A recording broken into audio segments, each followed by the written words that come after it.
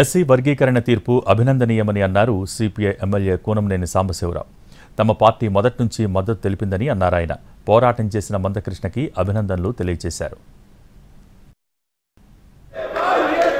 SC వర్గీకరణ సంబంధించి మేము సిపిఐగా మొదటి నుంచి కూడా జాతీయ స్థాయిలో పూర్తి స్థాయి మద్దతు ఇచ్చాము.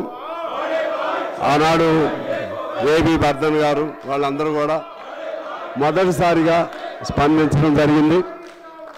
ఈ సందర్భంగా సుప్రీంకోర్టు జడ్జిమెంట్ మనస్ఫూర్తిగా హర్షిస్తూ ఆ ఉద్యమానికి నాయకత్వం వహించినటువంటి మందా కృష్ణమాదిగా ఇతర పెద్దలందరూ కూడా నేను అభినందన తెలియజేస్తా ఉన్నాను.